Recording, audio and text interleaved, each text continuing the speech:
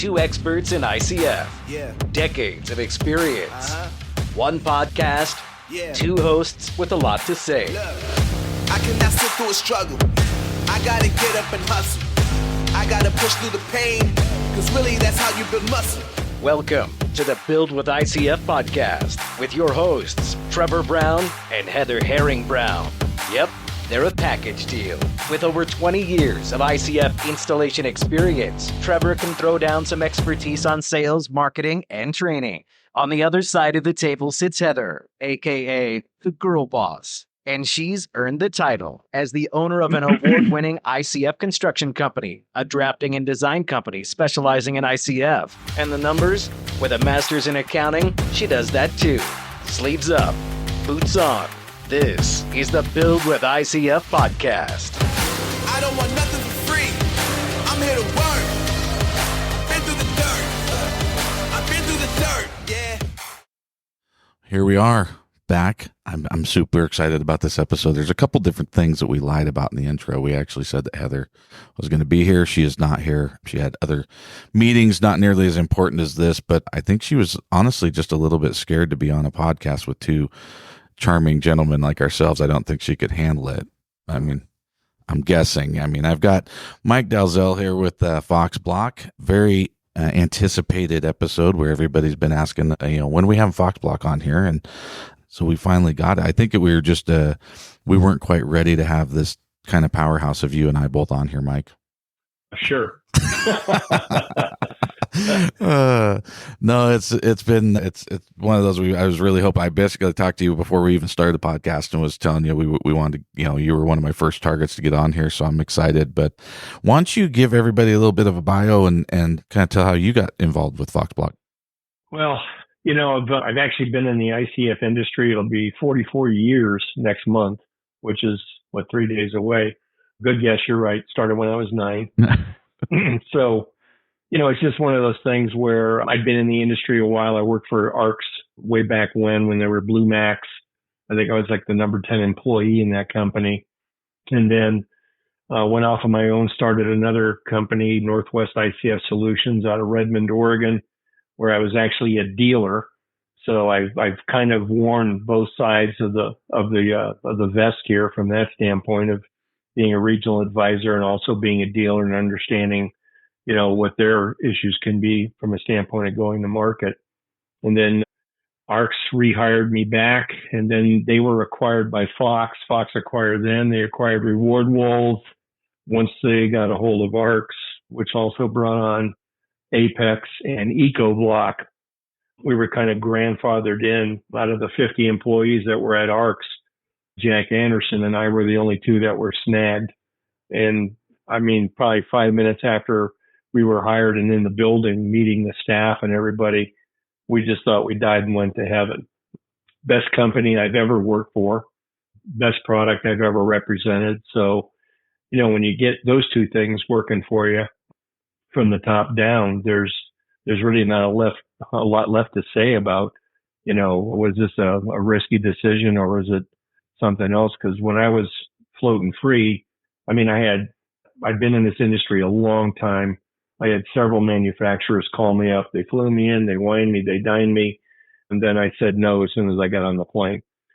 So to have the opportunity to work with Fox every day, it just gets more vindication from the standpoint of why I made the decision. I'm glad I did.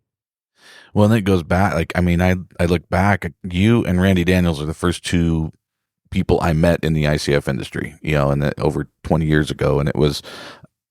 Some of the education, I like I said, I don't even remember. I don't even know if you remember all the things that I remember as far as that you showed me. We went over to and spent time over in Bend when they were doing the mill district down there, and the mill quarter project. Yeah, right? It was. That was one of those things that got me so pumped about the industry way back then. It was, you'd see a house or back then you'd see a basement here, a basement there, a foundation here, and I remember riding in your truck and we drove into the old mill site, and it was just, I don't know how many truckloads was in there, but there was just truckloads of ARCS block and truckloads of alignment system. And it was like, I mean, it blew my mind. I'd never seen, it really did get me excited because I'm like, oh my God, this is really happening. Like the whole world is switching. It was kind of hard to hide that one. It was 29 buildings, 3 and 4 stories tall, in basically about a 2-block area.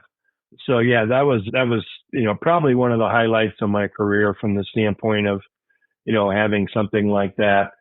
I lived about 2.5 miles from the job site. So obviously easy commute at the time too. But, when you see that thing go up and then when it was finished, it's really one of those pearls that, people still talk about. So, well, and it's such a landmark in the industry, for all of us that are in the industry, talking to people and them saying, we laugh and laugh and laugh because we had this happen in our own town. And we live in a town of 3,500 people. And the guy, walked up to us on one of our job sites this last fall and said, wow, is this the first ICF ever built here? And we're like, well, we have 7 going right now in this town, they just don't see the impact of it. And I mean, over the years, I've had so many people live in Oregon say, yeah, it's crazy. We just have this mild climate and there's just nobody's really using ICF over here. And I go, well, have you ever been to Bend, Oregon? They're like, yeah, the whole Mill Quarter district down there. Yeah. All those brownstones and 4-story buildings down there. Those are all ICF. No, really? It's amazing how I've recalled that project to people so many times over the years to prove the point that there's actually yes, there's a lot of ICF going on out there. So anyways, it's just super cool. Like after all these years, I can still remember driving into that, that big warehouse. Although the warehouse is still there. No, the warehouse is gone. That came down in that snowstorm. That thing got flatter than a pancake. But no, the Mill Quarter is still there. Oh yeah, no, I get over there every once in a while, and we went on a golf trip this last year and went to Bend, and I drove through and basically pointed that out because we ended up going to lunch down there. So it was, super cool. So give us a little bit of Fox knowledge here and how Fox got started, kind of the history of it. A lot of our listeners really enjoy hearing, what the background of Fox is. What's cool about the company, there's several things that are cool about it, but it's a privately held company, 3rd generation, family owned. So Brad Crosby is the president and chief bottle washer there. And, he basically took over the business. I was working with his dad and then took over the business. They've been in the business of molding foam and plastic since 1946. So been around a while, not our first rodeo. So one of the really nice things about the company is that they try to, a few years ago, everybody was going through an acquisition phase. We were no different. But the things they've always tried to align themselves with are products that can be vertically integrated into what we already do. And a big part of that is maintaining a degree of resiliency and sustainability. And that's kind of like a catchphrase that people throw out all the time. These guys actually walk the talk. I don't know. Have you ever bought any Omaha steaks before? Oh yeah. Yep. You ever bought any Blue Bunny ice cream, Lloyd's pulled pork, Smart Choice butter, Yummy yogurt, all that hard, healthy stuff? We make all the containers for those things. Wow. So the really, really neat thing about it is when those Blue Bunny ice cream lids are going down the assembly line at about 100 a minute, there's all these electronic guys that are measuring for tolerances, label, alignment defects, whatever. If something's wrong with it, a puff of wind blows it out, goes up a conveyor, gets ground up, and that's what actually goes into our plastic ties. So we're the only ICF manufacturer that actually generates our recycled content in-house, wow, which is a really, really cool story. So there we get into the recycling and the issue of the green thing. With one of the products we just picked up, TruGrid pavers, again, on the vertically integrated thing of resiliency and sustainability, TruGrid pavers is 100% recycled post-consumer industrial plastic. So these things are basically 2-foot squares that are a permeable paver. And each one of those 2-foot squares reflects 19 1-gallon milk jugs that never made it into the ocean or a landfill. So again, another really cool story. So with all that being said, when Airlight Plastics was molding things. They used to mold the webs for several other ICFs, Reward Walls being one of them, who was also based in Omaha. And then a few years after that, they started contracting with some of these companies to make the entire Lego. So we were making the webs and making the entire form also. And then one day the management got together and go, gosh, we mold plastic, we mold foam. Why don't we come up with our own design? So they launched Fox Blocks back in 2008. Well, if you remember what 2008 was going on in the building industry, wasn't a great time to launch a company. But the nice thing about it was, since there was nothing really being done because of the economics of what was going on in the world, we got, like nowadays we would schedule a luncheon presentation with an architectural firm, and they say, yeah, we have a date available for you in May or June, a couple months out. We'd be calling up these architectural firms saying, hey, we're a CEU provider, continuing education unit, and we'd like to do a lunch presentation for your firm. What time do you have available? And the response would come back something like, what are you doing today? 30 minutes. they had no backlog, so we were able to get the word out, spread the gospel according to Fox pretty rapidly and pretty intensely. And that's how the company got launched. And then we've expanded the product line. We've come up with some ancillary products. We've come out with our insulated buck material, to the HV clip, which is the absolute bomb as far as securing the forms together. And, things like that. So one of the other attractions about the company is they're constantly trying to improve the base business by expanding the line and creating other things off of that. So, which is great, because I remember back in the early days with ARCS was that was the bomb. People just said, oh, that's the company. That's the product I want to do. And then they went through several management changes, and during all those changes, they just stopped being innovative and stopped creating new products, whereas the rest of the industry, caught up to them and then sprinted right by. Yeah. So the nice thing about Airlight Plastics and Fox is we're constantly trying to add things to the wheelbarrow and keep the product line expanded and keep it moving forward. So.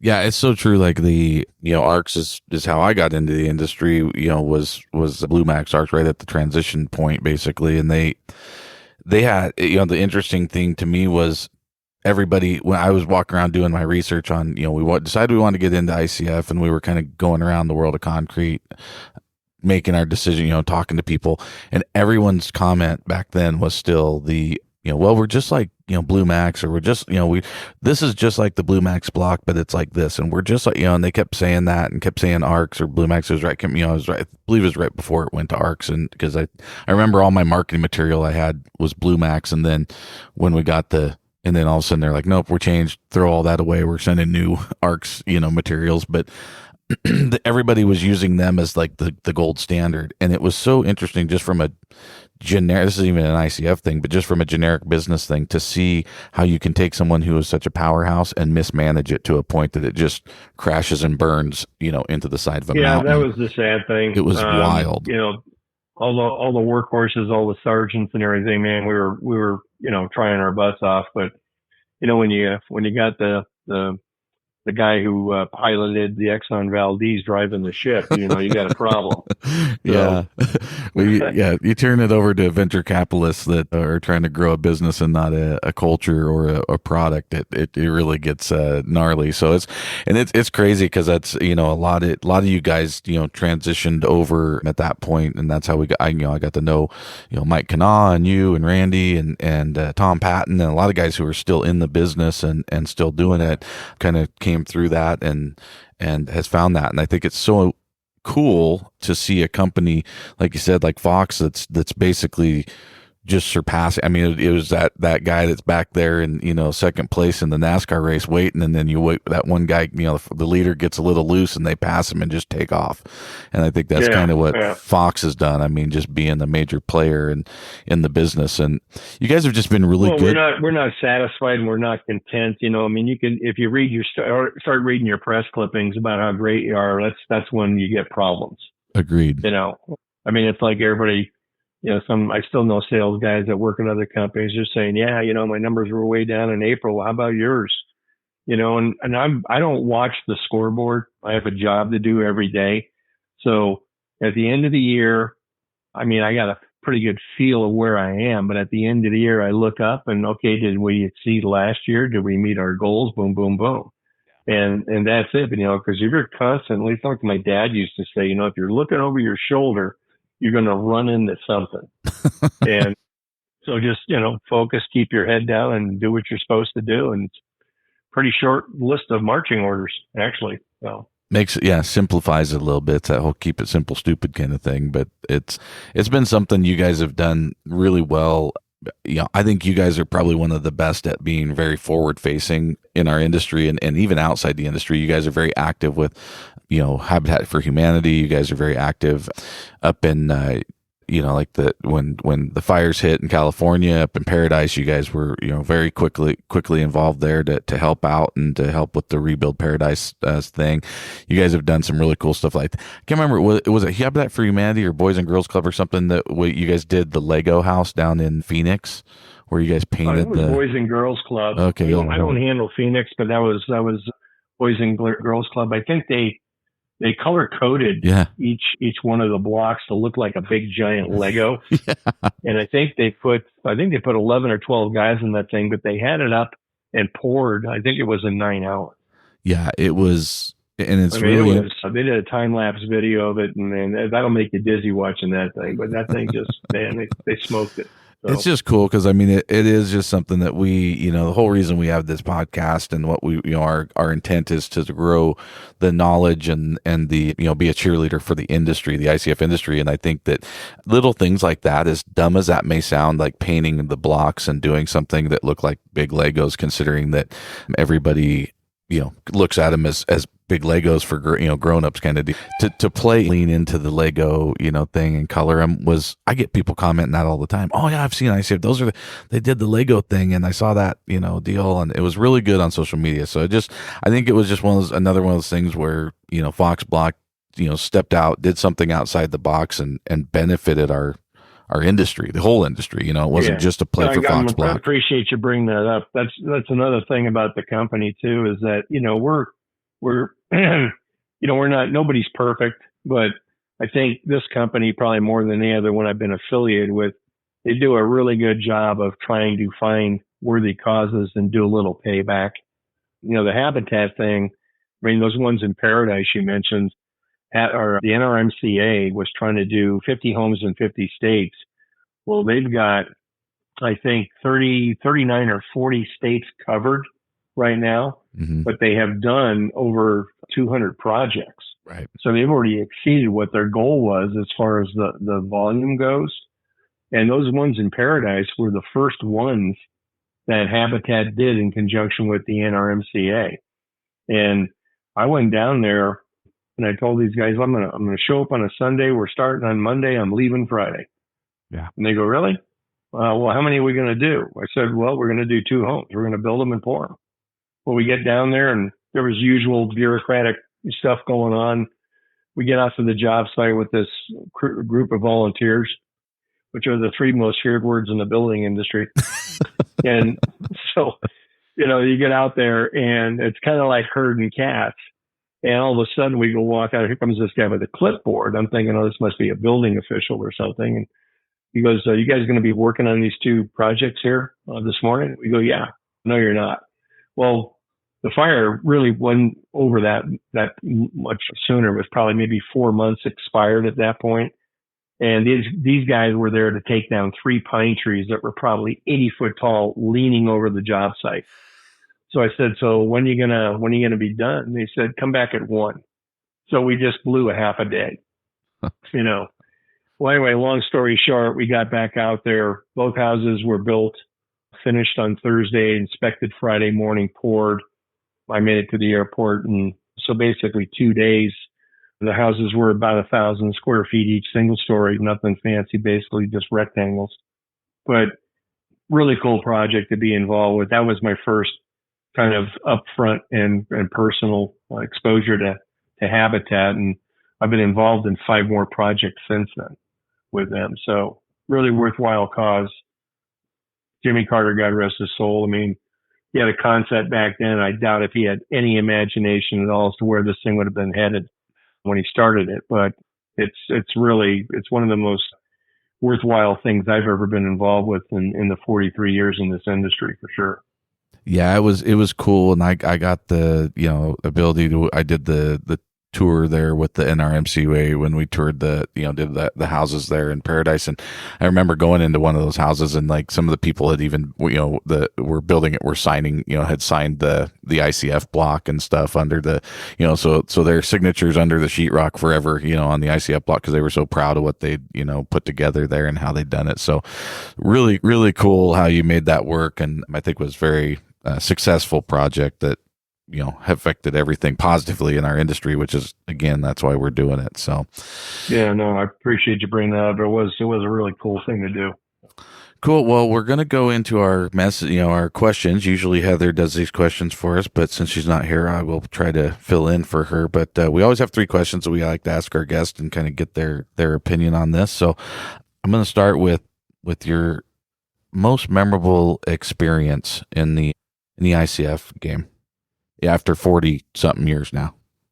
Wow. I'm sure you got one or two. Honestly, I'd have to throw the Habitat up there at the top, just because, I mean, we did the first winery in the state of California using a tall wall lineman system that we basically field tested on that job. So here it is, folks, where we'll provide the alignment system and we hope it works. That was kind of that thing, and then, the mill quarter was obviously a really, a banner project from the standpoint of not only the size of it, but, it was a winter build. And if you've ever been in Bend in the winter, those can be challenging times, but they worked every day on that thing straight through for basically 14 months, except for 3 days.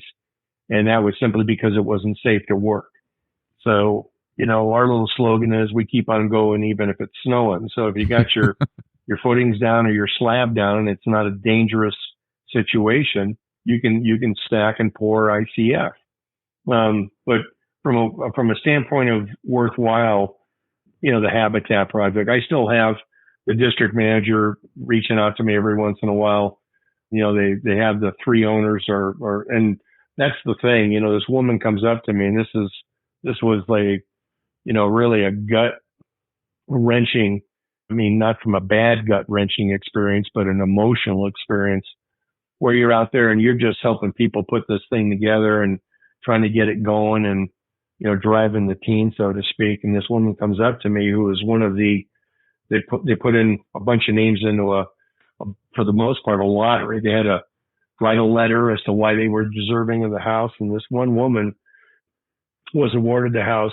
She was a single mom, had a 9-year-old kid. And she comes up to me and just says, "What you're doing is changing my life." Wow. You hear something like that and, that's nothing can touch it. Nothing. So really cool experience. That's awesome. That is a great story. I'm going to move these around just a little bit here, because I'm going to ask you, I want you to end with a certain question here. But what are you excited about in the future? What kind of future products? Is there, any just interesting things in the industry? Is there something specific with Fox Block that you're excited about? What are you excited about in the future for ICF? What I'm looking at is what's going to be the next hot market. I mean, right now I probably get, I'll say on average 6 to 8 phone calls or emails a week about pool. Yep. That's what I was thinking in my head when you said that. Where did this come from? Wow. And what it is all of a sudden, the codes continue to change, and they're not making things easier on somebody that wants to build what they would call conventionally in the old days, or with lumber.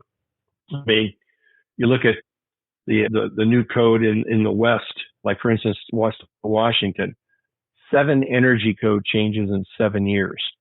I mean, I'm sure the printer is making a ton of money, but you get to the point where Where's it going to go? Well, as they continue to learn things because of building science, things continue to change. And, whereas in seismic areas, unfortunately, it takes something falling down for the codes to change for the most part. So we've seen code changes up in Alaska, anything high seismic or coastal. Energy codes, 10 years ago, there wasn't an energy code in probably half the states. Now they all have some sort of level of compliancy.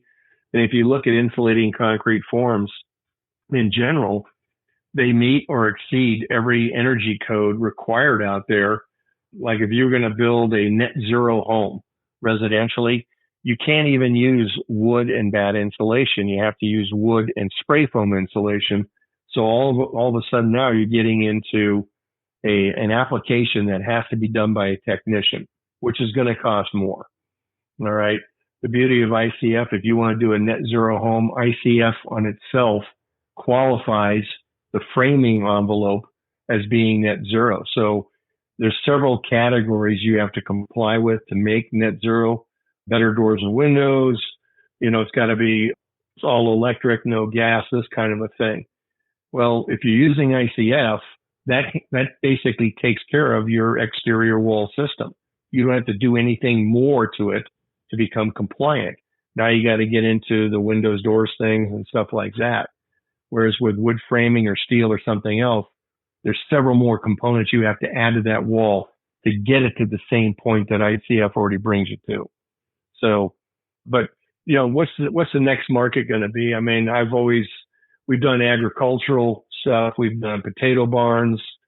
I did an abalone pen one time in San Luis Obispo, but I didn't know you had to pen those things up.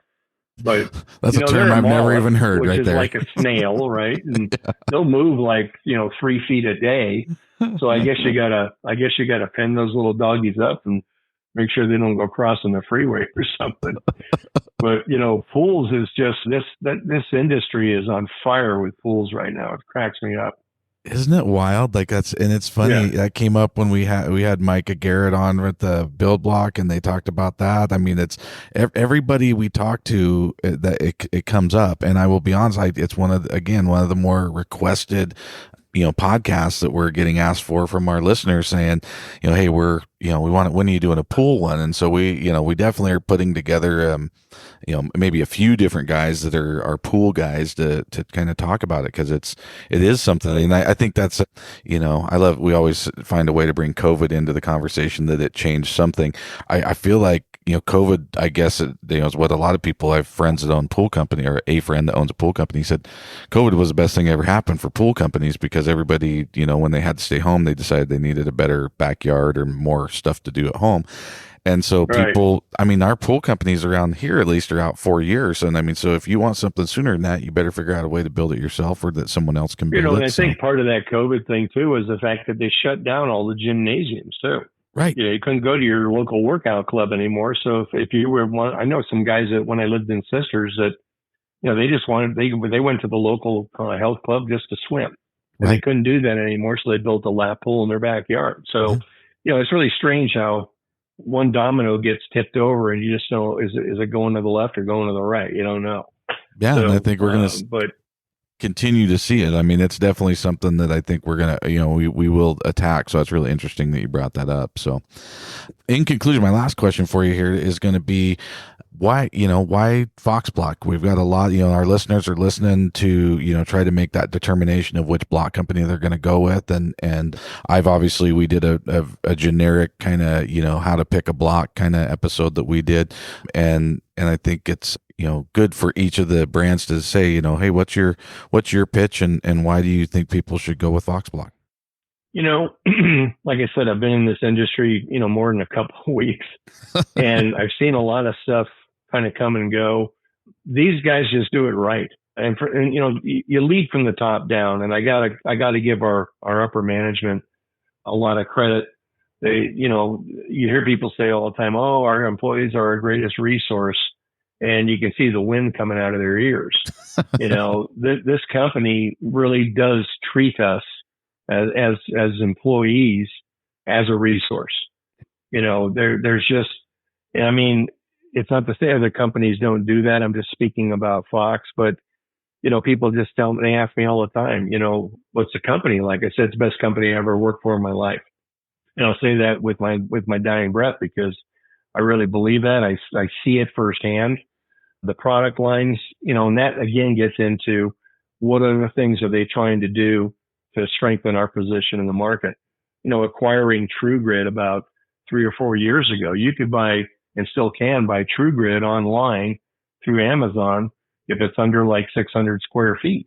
Mm-hmm. But when you're doing 250,000 square foot parking lots or loading docks and all this other stuff, we can manufacture that product at 3 different plants. We're adding another one. 100% recycled material.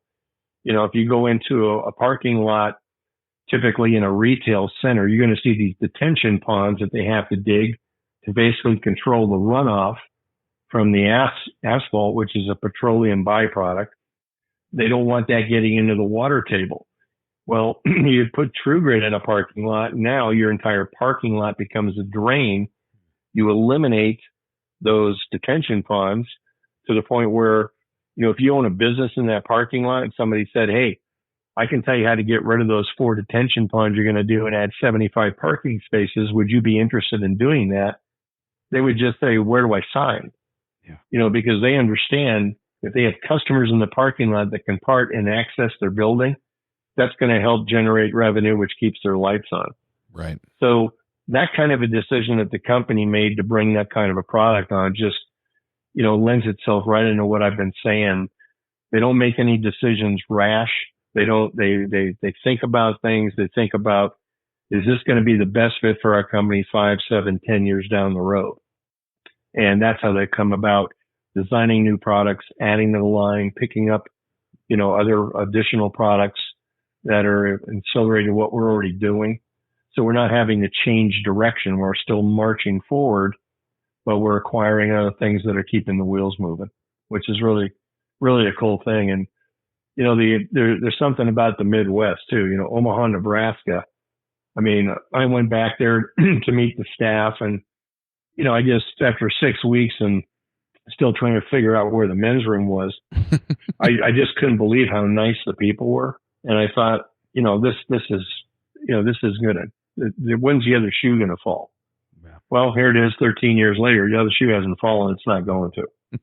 So the product speaks for itself. It's reversible. We've got a website that's a bomb. We got an estimator right on the website. We have online training. We also do live trainings, tremendous support staff. We have an engineer on staff who's there for consultation. So if somebody has a code issue or something like that, he can get involved with the building official, send him a couple of PDFs, and it gets resolved. So when you got a support system like that, we can go out in the field and be comfortable about making promises to people, knowing full well we've got the backup to make it happen. And that's I don't know of a lot of places you can say that.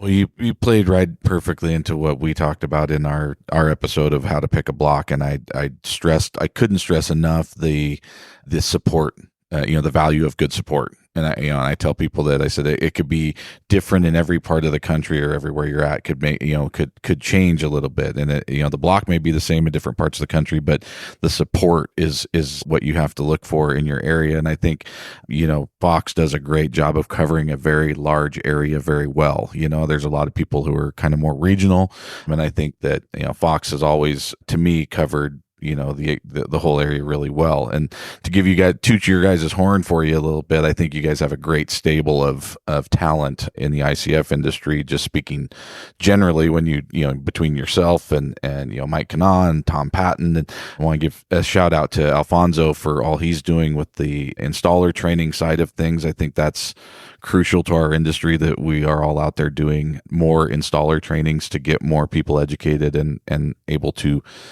create good ICF projects in our areas to give us good publicity and not the bad ones. We, shout out to the guys that were here yesterday. I'm still at our warehouse where we did the training yesterday. We had an in-person ICF training, and it went very, very well. We did, talked about pretty much all the brands out there. We had guys in the room that were installing with, probably half a dozen different brands that were coming to just to get trained on ICF installation. And we had a full house. It went really, really well. Everyone here was great. They were attentive. They were asking questions. And so I know the importance of that. We just experienced it right here yesterday. And I know getting to talk to Alfonso about it quite a bit. He's really pushing on that. And that's a great look for you guys. And I think you guys have always represented the industry really, really well from that standpoint. No, I appreciate that.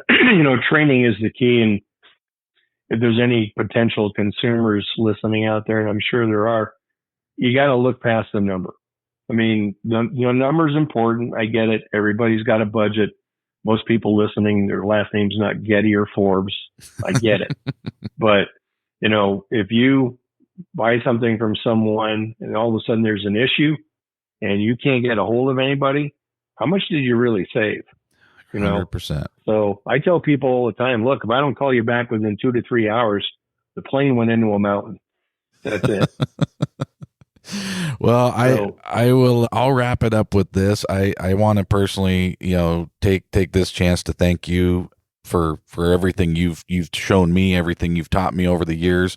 I always love running into you every time we get to see each other. I'm always learning something from you, whether it be actually something of knowledge about the ICF industry or just a fun saying that I did not know before getting to hear a Dalzellism. So I really do. I'm very, very thankful that I was able to meet you, so many years ago and get me involved in an industry that has provided for my family and continues to be my passion as well. And I think you deserve a lot of credit for that. So it means a lot. I appreciate that. Thanks, man. It just means a lot to take this time and be able to get to hear you and have you, give everybody else your knowledge that I was lucky enough to pick up on 20 years ago. So thank you so much. And thank you for continuing to do it. It's one of those things I feel like there's a few of us in this industry, yourself included, that may just, we may keel over with a block in our hand. So it's fun when we get together with the guys who I know, are at the same level of passion for this industry. So thank you very much. We will. Thanks for having me. I appreciate it. It's great. Hey, no, this is awesome. So we'll wrap up with everybody. I'm gonna, again, just like we always do at the end, I want to thank our listeners for listening. I'm blown away every time at how many people are tuning in and what we're getting as far as downloads and feedback from everybody. So keep hitting us up. Our socials at Build with ICF on all the socials, or info@buildwithicf.com. If you've got any ideas, obviously I know there's going to be a lot more emails about the pools since we brought that up, and also questions about FoxBlock and how to get that. And I will make sure that we put in the show notes all the connections to get hold of FoxBlock and Mike and be able to, get all the information you need that may have just tickled your curiosity about FoxBlock. There's obviously a lot more. I'll put the link to the website and the YouTube and all that stuff, but we'll put that all on the show notes. But I want to thank everyone for listening. We'll definitely be working actively to get every one of these episodes that people are requesting up and on the air. So keep sending us ideas. So thanks again, Mike. We'll go ahead and wrap this thing up and let you get out there and sling some more block. All right, man. Appreciate it. Thanks again for having me. Hey, have a great day. You too. Bye-bye.